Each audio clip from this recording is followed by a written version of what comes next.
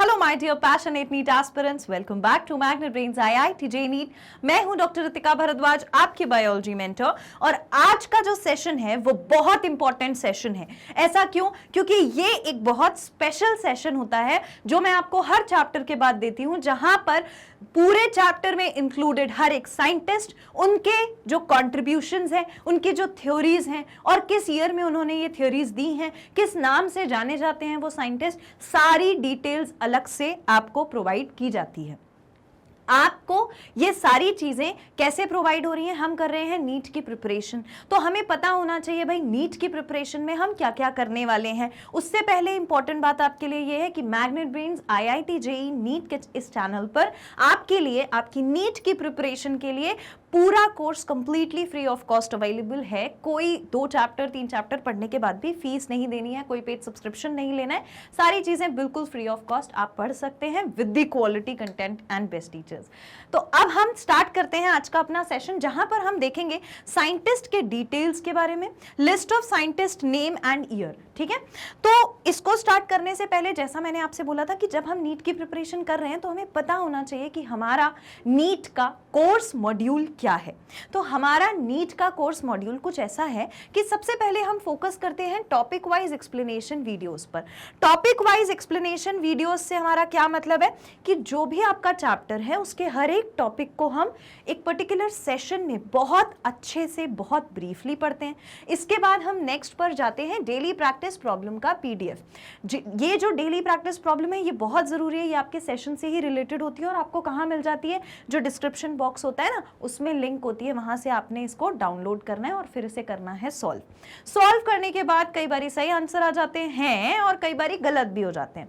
तो अब उसका एक्सप्लेनेशन क्या है, उसको कैसे बर्स्ट करें अपन, तो उसके लिए आपको प्रोवाइड किया जाता है डेली प्रैक्टिस प्रॉब्लम का सोल्यूशन वाला वीडियो, जहां पर आपके पूरे जो भी डाउट्स हैं, जो भी एक्सप्लेनेशन है क्वेश्चन को लेकर, वो आपके लिए प्रोवाइड किया जाता है। फिर हम जाते हैं chapter wise multiple choice question. हर चैप्टर से हम बहुत सारे मल्टीपल चॉइस क्वेश्चन सॉल्व करते हैं ताकि हमारा वो चैप्टर जो है वो एकदम थरो हो जाए। इसके बाद we go with the list of names of scientist. जैसा कि आज का स्पेशल सेशन है, देखिए हमारे साथ क्या होता है कि हर चैप्टर में से एक एक टॉपिक में से उसके साइंटिस्ट को निकालना, फिर उनकी कंट्रीब्यूशन को निकालना, फिर उनके किस ईयर में कंट्रीब्यूशन हुए थे, इन चीज़ों को निकालना थोड़ा सा हेक्टिक लगने लगता है, क्योंकि हम टॉपिक पर ध्यान देते हैं, वहाँ हम ध्यान नहीं देते। इसीलिए आप सारी चीज़ें एक साथ रिवाइज कर लो पूरे चैप्टर के बाद। आपके लिए एक सेशन होता है जहाँ पर हम बात करते हैं कि साइंटिस्ट का नेम क्या था, ठीक है, किस ईयर में उन्होंने काम किया था और क्या काम किया था। ठीक, next we go with the previous year question के वीडियोस। प्रीवियस ईयर क्वेश्चंस क्यों जरूरी हैं? क्योंकि ये हमारे कंसेप्ट को और ज्यादा स्ट्रॉन्ग बनाते हैं। हम इस जो भी हमारा कंसेप्ट है उसको हम कैसे रिवर्स करके तोड़ मरोड़ के क्वेश्चन पूछा जा सकता है, सारी प्रैक्टिस हो जाती है प्रीवियस ईयर क्वेश्चन के सेशंस में। तो वो वीडियोस आपको प्रोवाइड होते हैं at the end of the each chapter, followed by doubt solving session, जहां आप मुझे अपने डाउट सेंड करते हैं, फिर मैं आपको प्रोवाइड करती हूं उन डाउट्स का जो भी सॉल्यूशन है वो एक पर्टिकुलर सेशन में, followed by weekly test paper. हर वीक एक टेस्ट पेपर।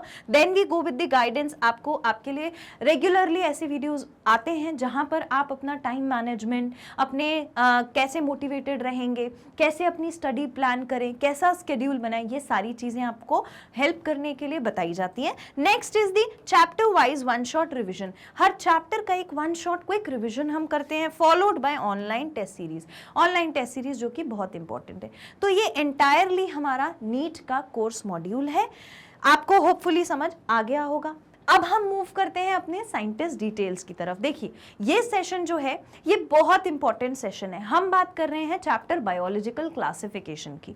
तो ये जो बायोलॉजिकल क्लासिफिकेशन चैप्टर है, 2 to 3 क्वेश्चंस इस चैप्टर में से बन सकते हैं, जिसमें से एक क्वेश्चन जरूर आपको यहाँ पर मिल सकता है। और आप ये मत सोचना कि आप सिर्फ एक क्वेश्चन के लिए पढ़ रहे हो सकता है ना कि ज्यादा क्वेश्चन भी पूछ लिया जाए, हो सकता है कुछ कोरिलेशन में पूछ लिया जाए, 2-3 चीजों का एक ही में पूछ लिया जाए क्वेश्चन।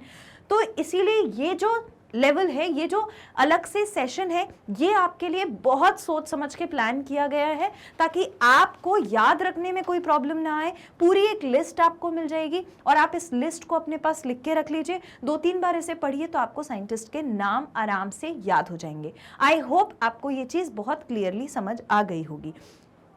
क्या होता है कि हम किसी टॉपिक को पढ़ने में, समझने में इतना आगे चले जाते हैं, इतना डीपली हम उसे पढ़ने लगते हैं, हमारे दिमाग से निकल जाता है कि आयोनोस्की सर कहाँ इन्वॉल्व थे, हमारे दिमाग से निकल जाता है पुरकेंजी सर ने क्या काम किया था। बट ये क्वेश्चंस नीट में इंपॉर्टेंट क्वेश्चंस है और देखिए इसमें कोई कंसेप्ट नहीं लगना है, it is a direct question पे पूरे नंबर, ठीक है। तो सबसे पहले हम बात करने वाले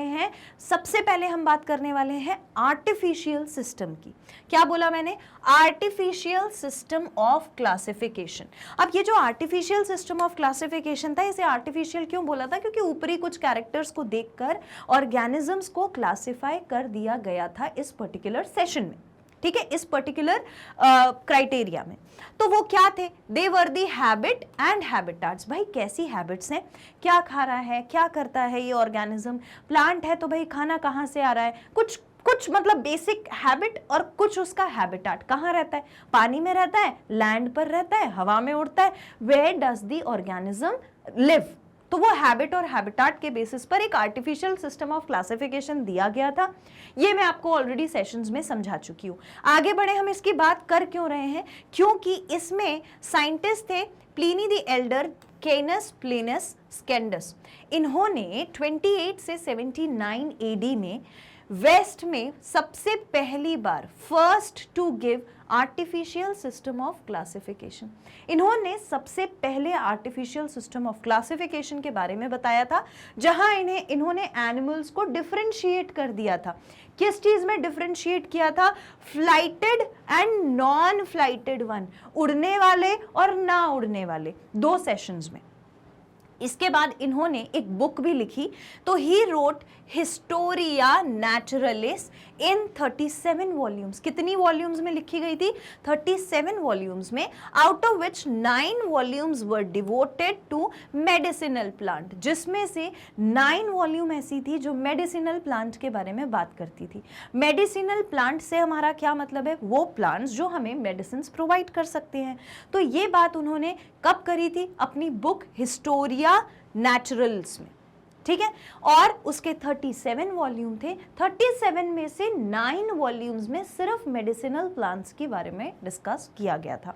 तो हमने यहाँ पर कितनी चीज देखी? आर्टिफिशियल क्लासिफिकेशन हैबिट और हैबिटाट पर बेस्ड था।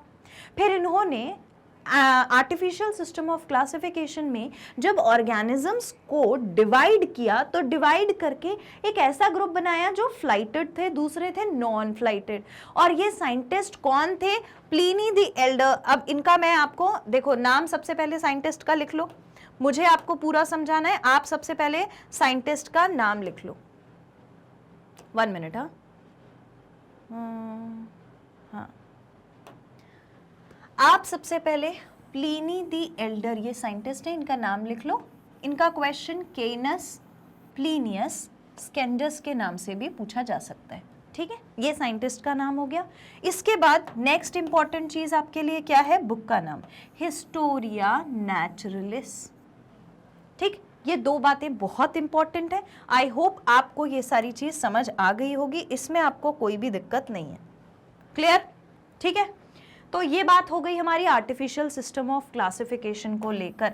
सबसे पहला पॉइंट है आपका आर्टिफिशियल सिस्टम ऑफ क्लासिफिकेशन को लेकर। क्लियर? ये हो गया हमारा फर्स्ट साइंटिस्ट के कंट्रीब्यूशन, ठीक है। हमें ईयर ध्यान रखना, कब काम किया था?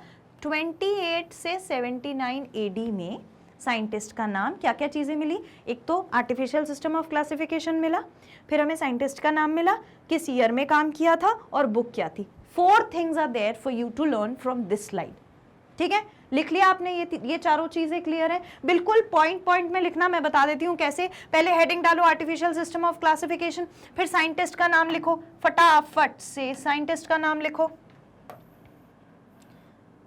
साइंटिस्ट का नाम लिखो। साइंटिस्ट का नाम क्या है? Pliny, Pliny the Elder. दूसरा नाम भी पता होना चाहिए, केइनस, प्लीनियस, स्क्यूंडस। ठीक, इसके बाद ईयर लिखो, जैसा मैं बता रही हूं वैसा वैसा ही लिखना। ईयर लिखो 28 से 79, टाइम लिखो AD।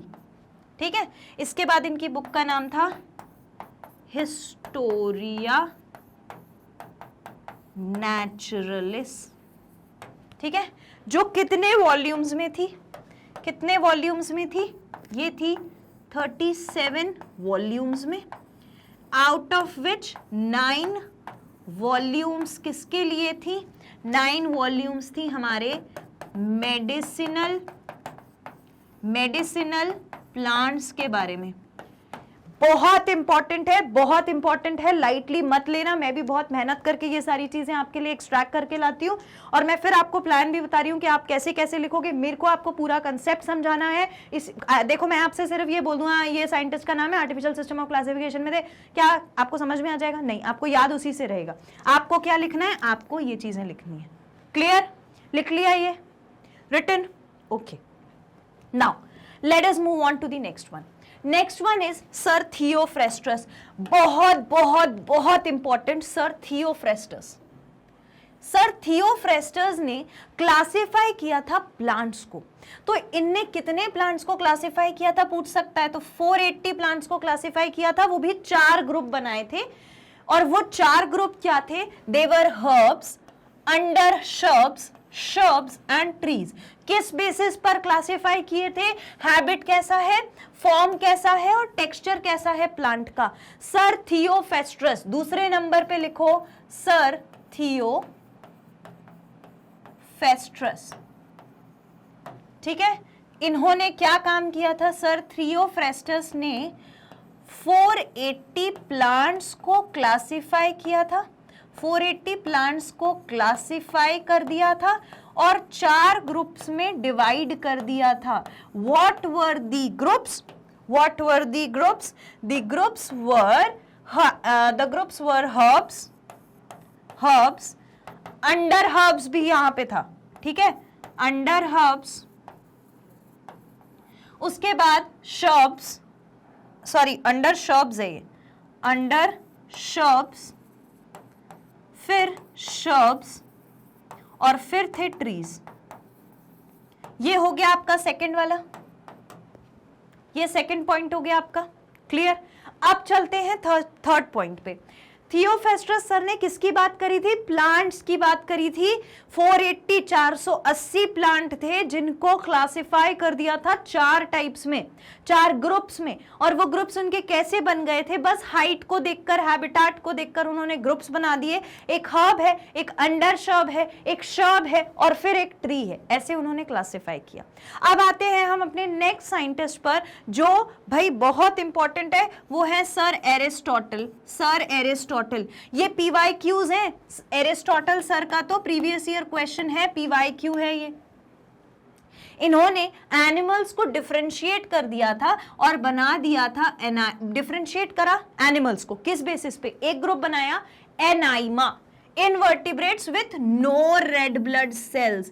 दूसरा ग्रुप बनाया इनाइमा, इनाइमा में there were red blood cells present. Now what is the difference? देखो, आप इसको कैसे याद रखोगे? सबसे पहले लिखो सर एरिस्टोटल का नाम।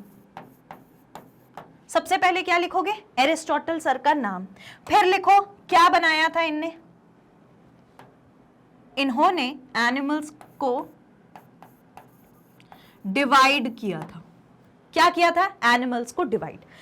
किस चीज में डिवाइड किया था? 2 ग्रुप्स में डिवाइड किया था। तो फटाफट से 2 ग्रुप्स बताओ कौन से थे? एक ग्रुप ये था, दूसरा ग्रुप ये था। ठीक है, तो क्या ग्रुप बने इनके? देखो, इन्होंने जो ग्रुप बनाए वो कैसे थे? इन्होंने जो ग्रुप बना दिया था वो कैसा था? देखो, इन्होंने जो ग्रुप बनाया था, एक था एनाइमा, ठीक, दूसरा था इनाइमा, एनाइमा और इनाइमा। यहां पर एनाइमा के आगे ए लगा हुआ है, ए लगा है, मतलब समथिंग इज डेफिनेटली एब्सेंट, ठीक। और यहां पर ई लगा है, जैसे ई लग जाता है यू बैक्टीरिया, ट्रू बैक्टीरिया, ई लगा है मतलब something is present. And what is that something? What are you talking about? It is present, it is not present. Present है RBC, absent है RBC. तो अगर RBC absent है, अगर RBC absent है तो वो होगा एनाइमा, और अगर RBC प्रेजेंट है तो वो होगा इनाइमा। ऐसा किसने कहा था? ऐसा कहने वाले थे हमारे सर एरिस्टोटल। Sir Aristotle. दो साइंटिस्ट की कहानी क्लियर हो गई, ठीक है। अभी हमने तीन चीजें पढ़ ली हैं, Pliny the Elder, sir Aristotle, sir Theophrastus. Clear? तीनों साइंटिस्ट के नाम फिर से बोलो, लिखो, कमेंट में लिखो, याद होगा। क्या क्या तीन चीजें पढ़ी हैं? प्लिनी सर का हमने क्या पढ़ा? Artificial system of classification. उसके बाद जो थियोफेस्ट्रस सर थे उन्होंने प्लांट्स को कर दिया था डिवाइड। उसके बाद हमने पढ़ा सर एरिस्टोटल ने एनिमल्स को कर दिया डिवाइड। क्लियर? खत्म बात? यहां तक समझ में आ गया? इसको लिख लो, पहले लिख लिया, डन, ओके। अब आते हैं मेरे favourite sir Lions. Sir Lions, sir Lions, ठीक है। अच्छा हाँ, मैं एक चीज मेंशन करना भूल गई, वो ये कि मैंने देखा अपने प्रीवियस सेशंस के कमेंट सेक्शन में कि आप में से कुछ लोगों ने वर्चुअल ग्रुप बनाने को बड़ा सीरियसली लिया है। I am genuinely very happy about it. जो भी स्टूडेंट्स वहां पर वो वर्चुअल ग्रुप की बात कर रहे थे, अगर आप ये सेशन देख रहे हो तो ये मैसेज आपके लिए है। It is really really appreciable कि आपने ये इनिशिएटिव लिया। आई होप आप उसमें डीपीपीज को ही सॉल्व करें, किसी और दिशा में ना जाएं। देखो, बहुत सारे रास्ते होते हैं अपनी मंजिल तक जाने के लिए, लेकिन हमें ये डिसाइड करना पड़ता है। हर इंसान के दो मन होते हैं। एक मन होता है बोलता है कि नहीं यार डीपीपी की ही बात करेंगे, दूसरा मन होता है पूछ लें भाई तू कहां से है, यार ये लड़की कहाँ से है, यार वो लड़का कहाँ से है, कौन से स्कूल में है, चलो मैसेज करते हैं बात हो जाएगी। ये चीज़ें मत करना, क्योंकि पता है ये सब मैं ये नहीं कहती, मतलब कि मैं इसे डिमोटिवेट नहीं कर रही हूँ, बट ये सारी चीज़ें ना टेम्परेरी है। मैंने बोला था ना मेडिकल डिग्री फॉर एवर होती है, इसीलिए बस आपने बनाया है, बहुत अच्छा इनिशिएटिव लिया है, पर याद रखिएगा कि आप इसको बिल्कुल उसी पर्पस के लिए यूज करें जिस पर्पस के लिए आपने ये बनाया है। क्लियर? ओके। अब बात कर रहे हैं हम सर लीनस के बारे में। तो सर लीनस जो थे, इन्होंने आर्टिफिशियल सिस्टम दिया जिसको इन्होंने कहा था सेक्सुअल सिस्टम ऑफ क्लासिफिकेशन। अब यहां पर क्वेश्चन पूछा जाता है तो सेक्सुअल सिस्टम ऑफ क्लासिफिकेशन के बारे में ही पूछा जाता है, आर्टिफिशियल को देख के कंफ्यूज नहीं होने का है, ठीक है। वहां पर वो मैं बता चुकी। अब यहां पर आपके लिए क्या क्या इंपॉर्टेंट बातें हैं। इनकी एक बुक थी जिसका नाम था जेनेरा प्लेंटरम, जो इन्होंने 1737 में दी थी। कब दी थी? 1737 में। देखो, what are you going to write about this? आप पहले साइंटिस्ट का नाम लिखो। साइंटिस्ट हैं सर लीनस। आई होप आपको मुझे ये नहीं बताना पड़ेगा कि इनका नाम कार्लस लीनस था, ठीक है। कार्लस लिनस नाम था। पूरा लिख दूं क्या? पूरा लिख देती हूं, कार्लस लिनस।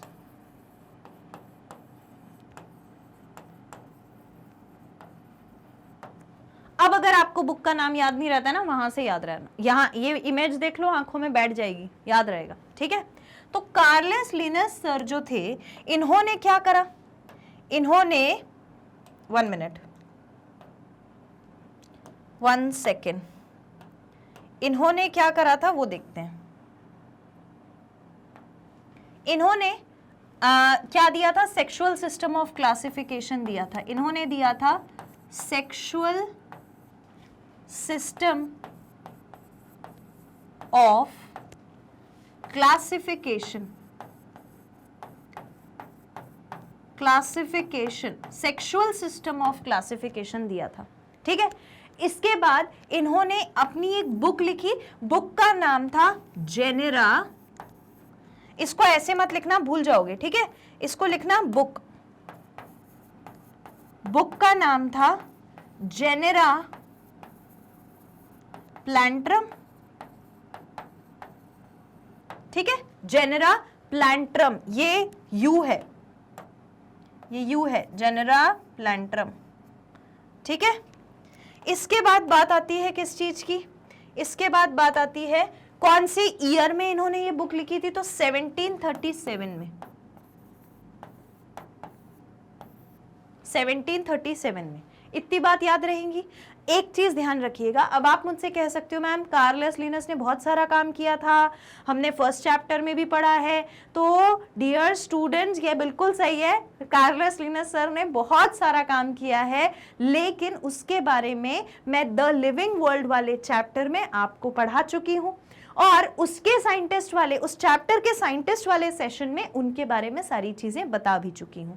लेकिन यहां बायोलॉजिकल क्लासिफिकेशन का जो चैप्टर है, इसमें भी सर कार्लस लिनस का नाम आया, तो वो जहां आया वो मैंने आपको बताया, ठीक है। तो इसलिए कोई डाउट मत रखना कि अरे वहां पे भी कार्लस लिनस सर थे, बहुत सारा काम किया था, मैम ने तो सिर्फ इतना ही बताया। लिविंग वर्ल्ड में जहां उन्होंने जो काम किया था वो बताया है, बायोलॉजिकल क्लासिफिकेशन में जो काम किया है वो बताया है। क्लियर? इसको लिख लीजिए, right it down. Okay, now next is sir John रे। यस, सर जॉन रे। Let us focus on sir John रे। सर जॉन रे। आपको हमेशा लगता होगा कि मैं कभी किसी साइंटिस्ट का नाम लेती हूँ तो मैं सर जॉन रे, सर ये, सर लिनस, सर ये, ऐसा क्यों बोलती हूँ।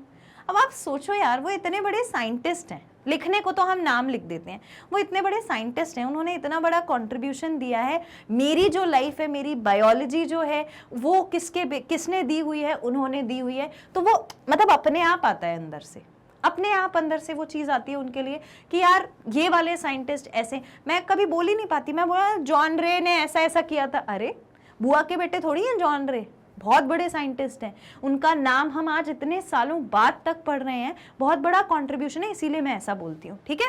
जॉन रे जो हैं एक ब्रिटिश बॉटनिस्ट थे। बॉटनिस्ट का मतलब क्या होता है, द वन हु स्टडीज और who takes specialization in the field of botany that is related to plants. तो बॉटनिस्ट थे, was the first to propose, पहला काम था जो इन्होंने नेचुरल सिस्टम बताया था using structural likeliness on the basis of classification, thus made systematic, बहुत बड़ा इंपॉर्टेंट काम है ये, thus made systematics a scientific discipline। Question सीधा का सीधा ये पूरा लिख के पूछा जा सकता है, systematic the scientific discipline। He classified plants into, इन्होंने प्लांट को क्लासिफाई कर दिया था डाइकोटिलेडन्स और मोनोकोटिलेडन्स में। डाइकॉट में सीड में 2 कोटिलेडन्स देखने को मिलेंगे, मोनोकॉट में 1 ही मिलेगा। अलग अलग कैरेक्टरिस्टिक्स हम इसके आगे पढ़ेंगे, ठीक है।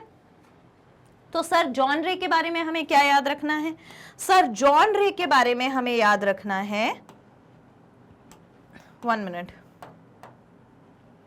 सर जॉन रे के बारे में हमें याद रखना है क्या, कि इन्होंने फर्स्ट टाइम नेचुरल सिस्टम दिया था, first to introduce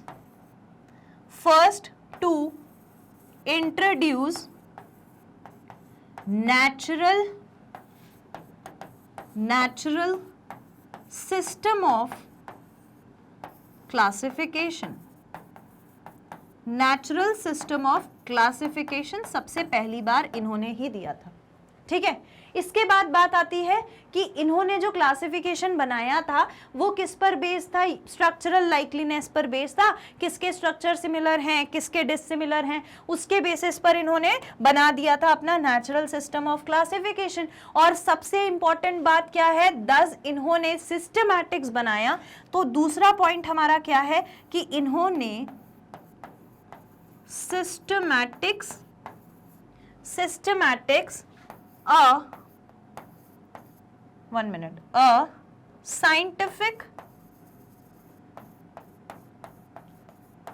scientific discipline बोला था,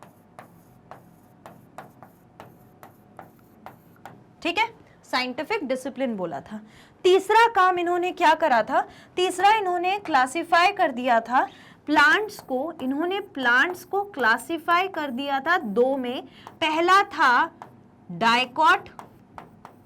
डाइकोटिलिडेंस और दूसरा था मोनोकोटिलिडेंस, दूसरा था मोनोकोटिलिडेंस। क्लियर, ये बात समझ में आ गई, सबको आ गई? लिख लीजिए इसको, राइट इट डाउन। लिख लिया? Done? Okay. Now the next is these systems are based on the evolutionary genetic relationship as they influence the Darwin's theory on origin of species. By means of natural selection, species is now considered to be mutable, dynamic, liable, undergo changes with time as suggested by Lamarck. These systems are highly dynamic. अब यहाँ पर हमें क्या याद रखना है, sir Darwin ने बात करी थी, सर डार्विन ने कहा था किसके बारे में, ओरिजिन ऑफ स्पीशीज के बारे में, by the method of natural selection. कब करी थी? 1859 में करी थी। और स्पीशीज इज नाउ कंसिडर्ड, उन्होंने कहा था स्पीशीज जो है म्यूटेबल प्रोसेस है, मतलब जिसमें म्यूटेशन होगा, डायनेमिक होगा और उसमें चेंजेस समय के साथ साथ होते रहते हैं। ये कहने वाले थे सर लेमार्क इन 1808, और 3 सिस्टम्स दिए थे विच आर डायनेमिक। अब आप मुझे, जैसे मैं आपको हर बार निकाल के बताती हूँ क्या क्या लिखना है, एक बार आप मुझे इसके लिए लिख के बताओ आप क्या लिख रहे हो, मैं आपको चांस देती हूँ फिर मैं बताऊंगी। ओके, लिखा आपने? नहीं लिखा? चलो अब मैं बताती हूँ क्या लिखना है। सबसे पहले लिखो सर डार्विन ने दिया था ओरिजिन ऑफ स्पीशीज, बुक थी एक, ओरिजिन ऑफ स्पीशीज, ठीक है।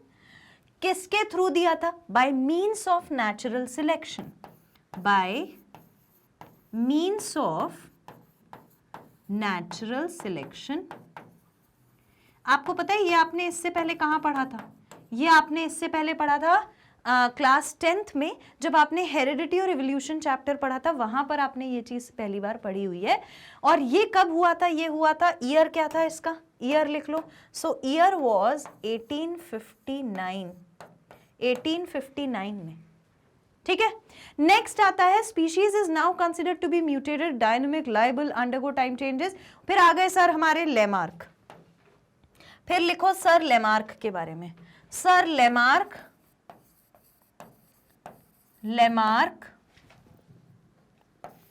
ने 1809 में दिया था, these systems are highly dynamic. इन्होंने स्पीशीज के बारे में बता दिया था सर लेमार्क ने। The species is now considered to be mutable, dynamic, liable, undergo changes with time as suggested by Lamarck.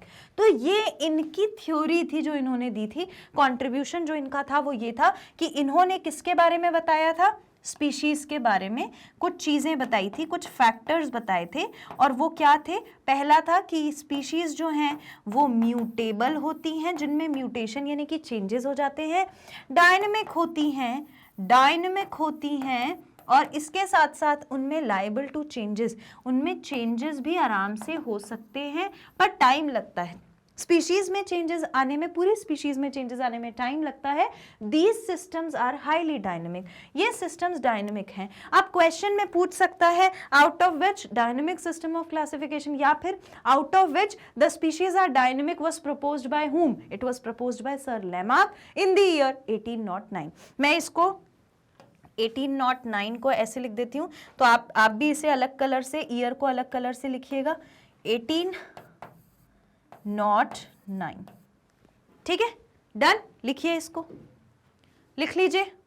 Okay, now the next is sir Linus. फिर से सर लिनस का एक कंट्रीब्यूशन आया कि इन्होंने, सर लिनस ने, ध्यान से देखना, सर लिनस ने 1758 में ही, देखो ऐसा क्यों हो रहा है कि दोबारा से उनका नाम आया है? ऐसा इसीलिए हो रहा है कि हम पढ़ रहे हैं टॉपिक वाइज। शुरू से पहले टॉपिक में कौन से साइंटिस्ट का काम था, दूसरे टॉपिक में कौन से साइंटिस्ट का, हम टॉपिक वाइज साइंटिस्ट को लेके चल रहे हैं, इसीलिए दोबारा सर लिनस का नाम आया है। सर लिनस ने 1758 में सेंचुरी में प्रपोज किया था 2 किंगडम क्लासिफिकेशन। क्या दिया था? 2 किंगडम क्लासिफिकेशन दिया था। टू किंगडम क्लासिफिकेशन दिया था,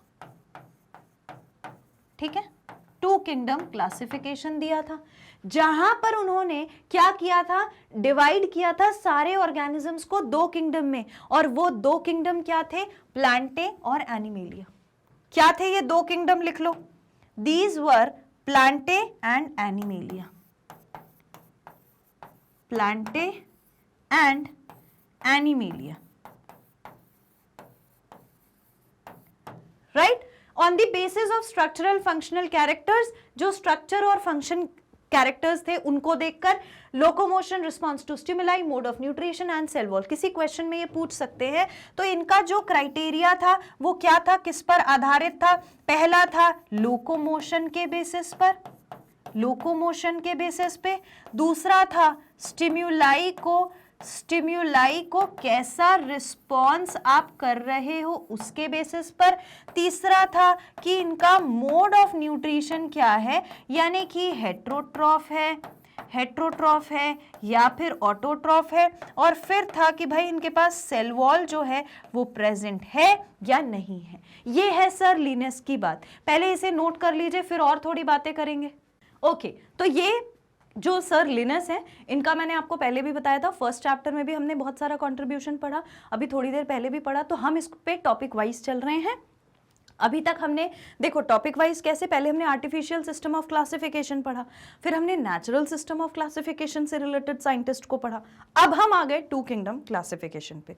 तो टू किंगडम क्लासिफिकेशन के बारे में सर लिनस ने बताया था। यहां तक की कहानी आपको होपफुली क्लियर हो गई होगी। आगे बढ़ते हैं, next is the zoologist Ernst Hückel.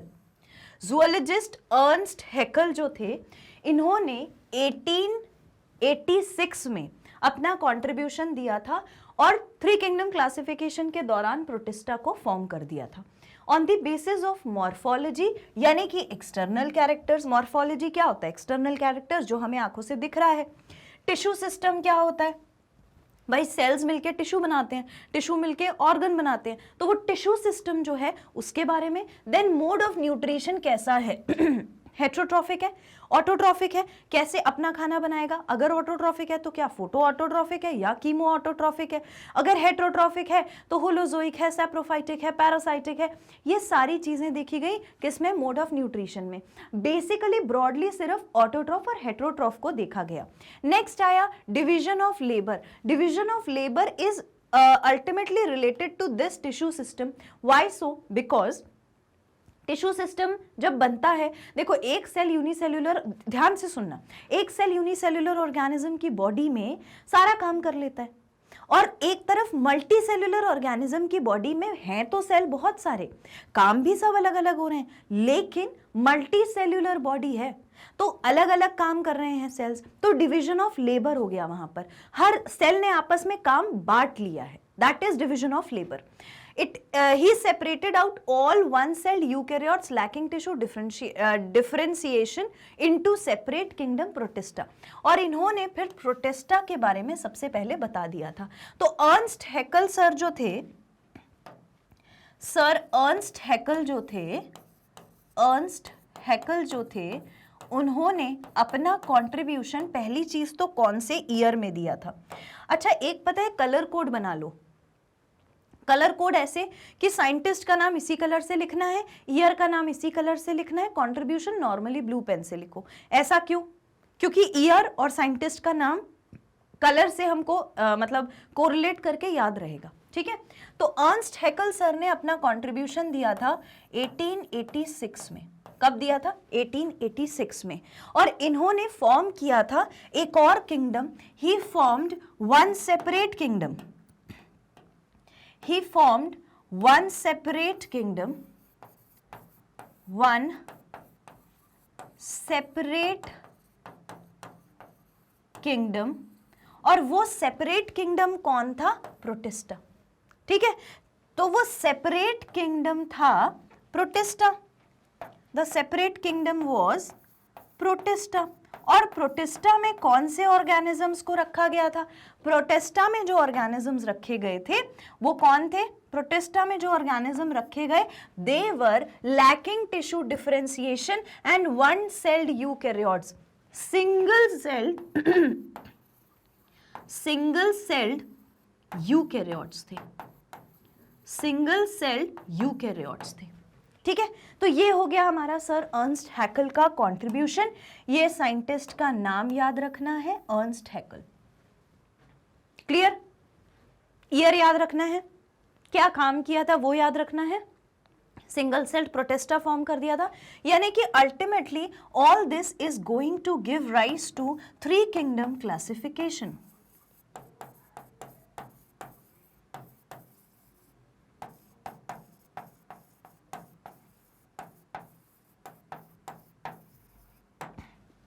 क्या दे दिया? थ्री किंगडम क्लासिफिकेशन दे दिया।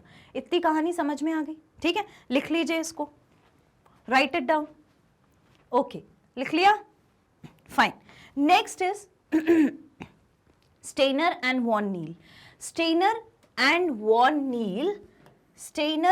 वॉन नील नाम के दो साइंटिस्ट थे and fully developed Copeland sir का भी एक काम चला।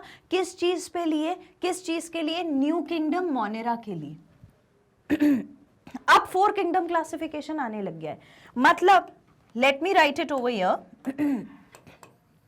सबसे पहले सर स्टेनर आए, फिर सर वॉन नील ने भी इनके साथ काम किया। स्टेनर और वॉन नील सर, जिन्होंने पहली बार क्या बोला था? मोनेरा के बारे में बात करी थी। किस बारे में बात करी थी? मोनेरा के बारे में। They spoke about Monera. लेकिन अकेले ये नहीं थे, इस मोनेरा के लिए कूपलैंड सर ने भी अपना कंट्रीब्यूशन दिया था। तो मोनेरा के लिए सर कूपलैंड ने भी अपना कंट्रीब्यूशन दिया था। सर कूपलैंड ने भी अपना कंट्रीब्यूशन दिया था। मैं साइंटिस्ट का नाम डिफरेंट कलर से लिख देती हूँ। सर कूपलैंड ने भी अपना कंट्रीब्यूशन दिया था। किस ईयर में दिया था? 1956 में। 1956 में। और एक्चुअली मोनेरा होते कौन थे? अगर हम मोनेरा को देखने जाएंगे तो मोनेरा क्या है? Monera is a cellular prokaryote. क्या है? ए सेल्यूलर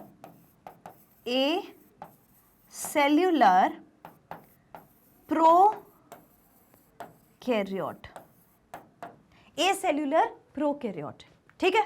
अब having incipient nucleus like bacteria and blue green algae, वो प्रोकैरियोट जिसका न्यूक्लियस बैक्टीरिया और ब्लू ग्रीन एल्गे के जैसा है। उसके बाद आए सर डाउट्री, जिन्होंने 1957 में मोनेरा टर्म कॉइन किया था। यानी कि ये वाले जो ऑर्गेनिजम्स थे, इनके बारे में बताने वाले दो साइंटिस्ट थे। पहले साइंटिस्ट कौन थे? पहले कूपलैंड सर।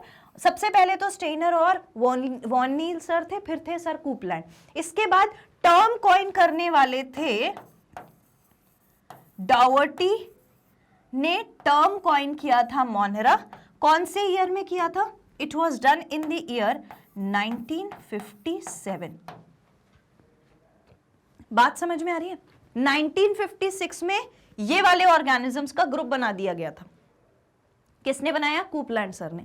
इसी की बात कूपलैंड सर से पहले किसने करी थी? सर स्टेनर और वॉन नील ने करी थी। फिर डाउटी सर आए, इन्होंने बोला कि भाई ये जो आपने ग्रुप बनाया है, मैं इसका नाम बताता हूं, नाम है मोनेरा। तो इन्होंने मोनेरा बना दिया। क्लियर? लिख लीजिए इसको, write it down. Done? Okay. Now 5 kingdom classification, sir R.H. Whittaker. ठीक है। So it was developed by 5 kingdom classification. देने वाले फेवरेट क्वेश्चन देने वाले कौन थे? Sir R.H. Whittaker. R.H. Whittaker. कौन से ईयर में दिया था? 1969 में। 1969 में। ठीक। एक साइंटिस्ट तो हमारे ये हो गए 5 किंगडम क्लासिफिकेशन वाले, 5 किंगडम क्लासिफिकेशन वाले। ठीक है। नेक्स्ट पे अपन बात करते हैं 3 domain of life 6 kingdom classification. 6 kingdom classification जो था, जिसको हम 3 डोमेन ऑफ सिस्टम बोलते हैं। असल में देखो यहाँ पर ना क्वेश्चन बहुत पूछा जाता है। कौन से वाले पॉइंट पर? इस पॉइंट पर क्वेश्चन बहुत पूछते हैं, इसे इंपॉर्टेंट और नीट जरूर मार्क कर लेना। मैं आपको रीजन बताती हूँ क्यों पूछते हैं। देखो फर्स्ट जब पहले ऑर्गेनिजम्स को डिवाइड किया गया, जब 2 किंगडम आया, जब 3 किंगडम आया, जब 4 किंगडम आया, तो यहाँ तक तो भाई सब लोग पढ़ लेते हैं। पढ़ने के बाद उनके ड्रॉबैक्स भी पढ़ लेते हैं और नाम भी याद रह जाते हैं कैसे कौन आया था। प्रॉब्लम कहाँ आती है? 5 किंगडम क्लासिफिकेशन के बाद। क्यों? क्योंकि हमारे दिमाग में बैठा हुआ है 5 किंगडम क्लासिफिकेशन पढ़ना है, 5 किंगडम क्लासिफिकेशन पढ़ना है, वही एक्सेप्टेड है, वही मोस्ट एक्सेप्टेड है। 5 किंगडम के नाम याद कर लो, 5 किंगडम वाले के साइंटिस्ट को याद कर लो, उनके ईयर को याद कर लो। इस मामले में क्या होता है, हम 6 किंगडम क्लासिफिकेशन पर ध्यान नहीं देते और इसीलिए 6 किंगडम क्लासिफिकेशन, वो जो 3 डोमेन सिस्टम है, वो बहुत पूछा जाता है, बहुत इंपॉर्टेंट है। ये PYQ है 3 डोमेन सिस्टम वाला। तो 3 डोमेन सिस्टम जो है is a biological classification which was introduced by sir Carl Woese. इसको किसने इंट्रोड्यूस किया था? सर कार्ल वोस ने।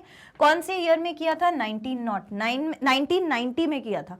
That divides cellular life forms, जिन्होंने सेल की लाइफ फॉर्म्स को डिवाइड कर दिया था archaea, bacteria and Eukarya. Archaea, bacteria and Eukarya बता दिया था, तो ये 3 डोमेन्स बना दिए थे, तो जिसे हम 6 किंगडम क्लासिफिकेशन में कंसिडर करते हैं। ठीक है, देखो अब यहां पे आपको क्या याद रखना है? साइंटिस्ट का नाम है कार्ल वोस। साइंटिस्ट का नाम है कार्ल वोस। कौन से ईयर में इन्होंने काम किया था? ब्लू कलर ले लो, ईयर लिख लो। 1990 में इन्होंने काम किया था और 3 डोमेन्स बनाए थे। क्या बनाया था? 3 डोमेन्स। सो ही फॉर्म्ड 3 डोमेन्स और ये 3 डोमेन्स क्या क्या थे? पहला था आर्किया, दूसरा था बैक्टीरिया और तीसरा था यूकेरिया। इतनी बात समझ में आ गई? ये हो गया हमारे सर कार्ल वोस के बारे में। RH विटेकर सर का आपको किंगडम तो पता ही है कौन कौन से थे, मैं एक बार फिर भी बता देती हूँ, कभी मान लो, वैसे तो हम अफोर्ड नहीं कर सकते, भूल जाए। Monera,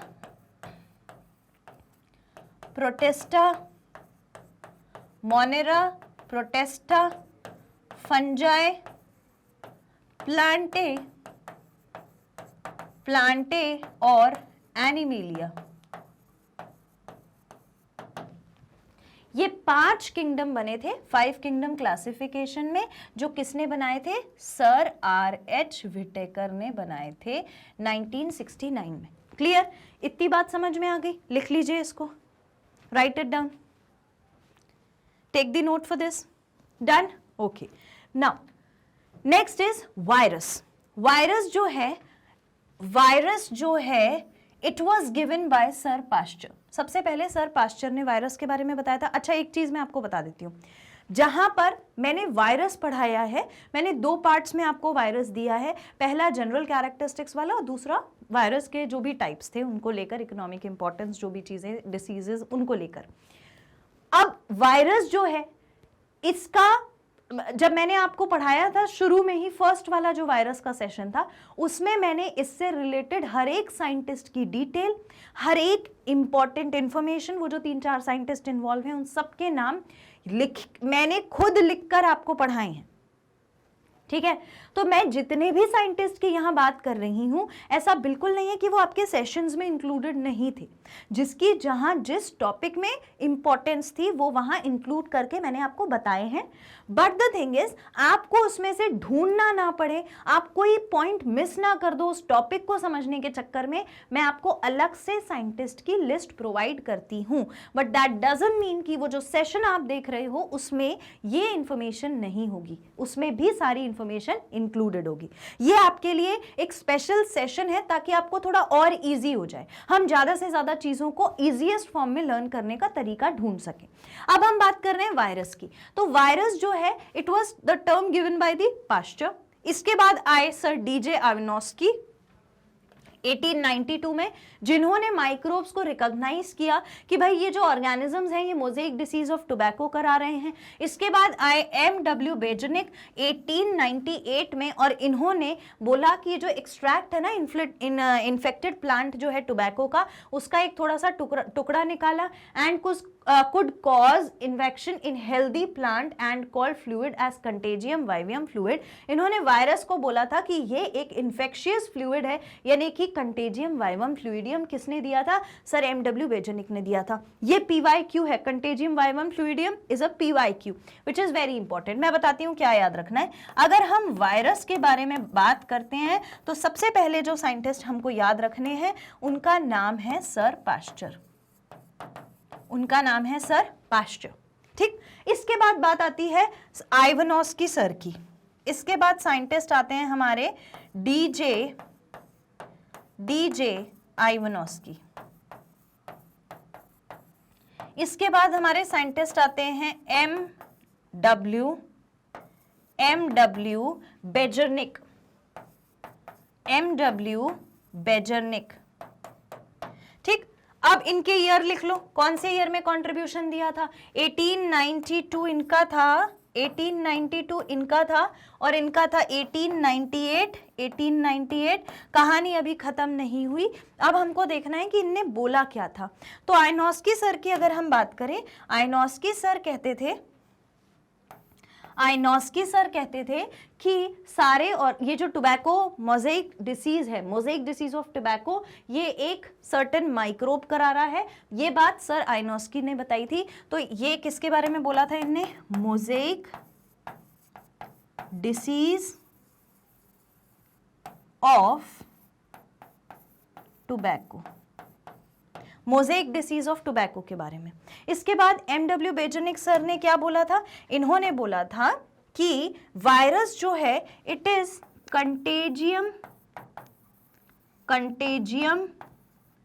contagium vivum fluidum. मतलब इसका क्या था? मतलब था इन्फेक्शियस लिविंग फ्लूइड है वायरस, इन्फेक्शियस लिविंग फ्लूइड है वायरस। ठीक है, ये किसने बोला था? M.W. बेजनिक सर ने। ठीक, पाश्चर सर ने वायरस के बारे में बोला था, आइवानोस्की सर ने क्या बोला था? 1892 में मोज़ेइक डिसीज के बारे में। समझ आ गया? क्लियर हो गया ये? ठीक, ये था, ये लिख लीजिए इसको। तीनों चारों चीजें बहुत इंपॉर्टेंट है। Okay, now next, Holmes has divided virus into 3 groups. Virus को डिवाइड करने वाले कौन थे? होल्म्स। इन दी 1948 इन्होंने वायरस को अलग अलग ग्रुप्स में डिवाइड कर दिया था। अब जब वायरॉइड्स आते हैं तो वायरॉइड स्मॉलेस्ट रेप्लिकेटिंग पार्टिकल है, ये सबसे पहले डिस्कवर किया था डीनियर सर ने 1971 में डिस्कवर किया था। They are proteinaceous infectious particle, protein के बने हुए इन्फेक्शन कॉज कराने वाले पार्टिकल हैं। स्टैनली बी प्रोसीनर ने डिस्कवर किया था कि आइसोलेटेड और आइडेंटिफाइड जो कॉजुअल एजेंट होता है स्कैर्पी का, कुरू का, मैड काउ डिसीज का, इन 1982 was awarded Nobel Prize for prisons in 1997. Proceners ने he called this infection agent as प्रायन। इन्होंने इस इन्फेक्शन कॉज करने वाले एजेंट को प्रायन बोला था। मैं आपको सारी चीजें लिखकर बता देती हूँ। पहले साइंटिस्ट के नाम के ऊपर जाते हैं तो होल्म्स वाला तो आपको 1948 का क्लियर है कि इन्होंने क्या दिए थे? वायरस को बस डिवाइड कर दिया था। Who divided the virus into various other 3 groups? It was sir Holmes in the year 1948। अब हम बात करते हैं डीनियर सर की।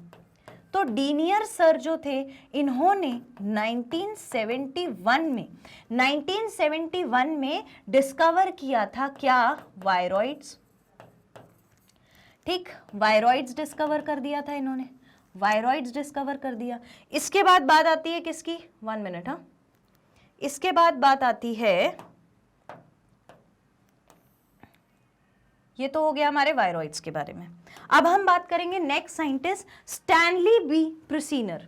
नेक्स्ट साइंटिस्ट हैं सर स्टैनली बी,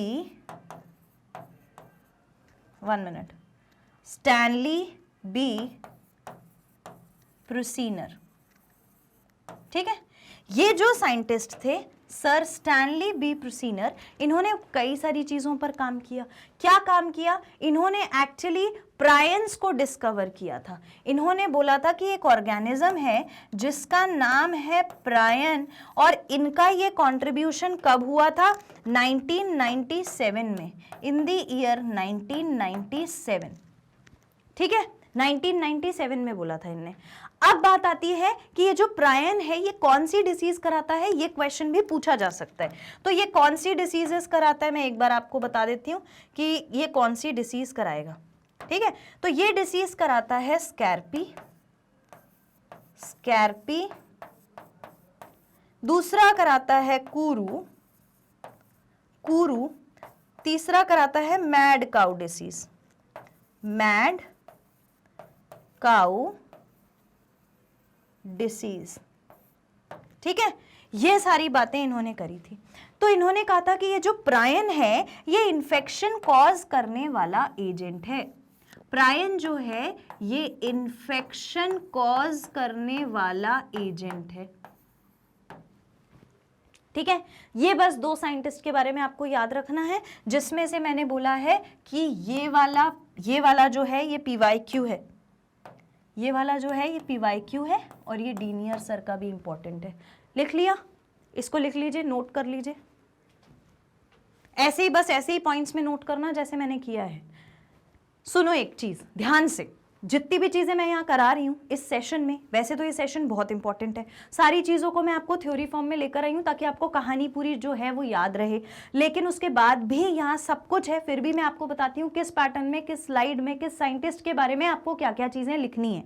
अगर मैं इतनी मेहनत कर रही हूँ तो आपको अपनी तरफ से क्या करना है, जैसा मैं बता रही हूँ वैसा फॉलो करना है, और फॉलो करने के बाद 1-2 बार उसे वापस से पलट के देखना पड़ेगा। या तो सेशन को ही पूरा देख लो, सारी चीज़ें वापस रिकॉल हो जाएंगी, या तो फिर जो आपने नोट्स लिखे हैं उसको देख लो। क्यों इंपॉर्टेंट है ऐसा करना? ताकि हमें ज्यादा से ज्यादा याद रह सके। क्लियर? लिख लिया ये? I hope my point is very clear now.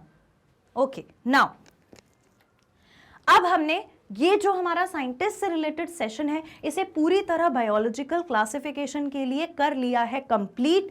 I hope कि आपको ये बहुत हेल्प करेगा। यहाँ से अगर एक क्वेश्चन भी आ गया और वो +4 हमको मिल गया तो हम बहुत आगे जा सकते हैं। ऐसा हर एक सेशन में से मान लो आपको 1-2 क्वेश्चन मिल जाता है तो हम कितना कुछ अचीव कर सकते हैं। बायोलॉजी में 360 अचीव किया जा सकता है। ये एम अपने दिमाग में लिख के रख लो।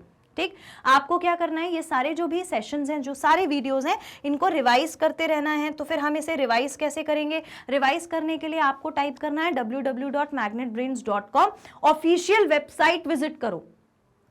वहां पर जाओगे तो वहां पर लिखा होगा एक्सप्लोर टॉप कोर्सेज, वहां पर जाके नीट को सिलेक्ट करो। नीट पर जाकर के बायोलॉजी वाले सेक्शन को सिलेक्ट कर लो, नीट बायोलॉजी वाले को। वॉच नाउ क्लिक करो तो ऐसा एक डिस्क्रिप्टिव पेज ओपन होगा जहां पर पूरा डिस्क्रिप्शन है, चैप्टर से रिलेटेड सारी चीजें आपको यहां मिल जाएंगी। नीचे स्क्रॉल करने पर इसे क्लिक करके इसके अंदर देखो, लिविंग वर्ल्ड में 20 लेक्चर हैं, बायोलॉजिकल क्लासिफिकेशन में फिलहाल 11 हैं, आगे और आ चुके हैं अब, और 3 लेक्चर्स किसके हैं, ऑल अबाउट नीट वाले। जो भी आप देखना चाहते हो उस पर क्लिक करो, प्ले करोगे तो वीडियो इस तरीके से आपके सामने प्ले हो जाएगा और आपको सारी चीजें क्लियर हो जाएंगी।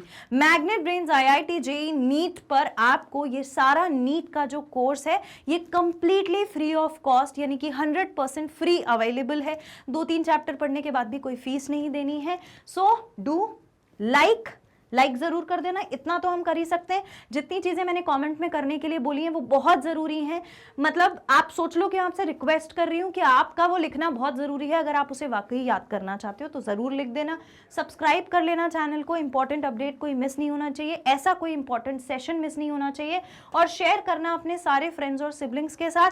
मैं आपसे मिलूंगी नेक्स्ट सेशन में फिर से नई चीजों को लेकर, नए सेशन को लेकर। तब तक के लिए कीप स्टडीइंग, स्टे मोटिवेटेड, अपने गोल से बिल्कुल भटकना नहीं है।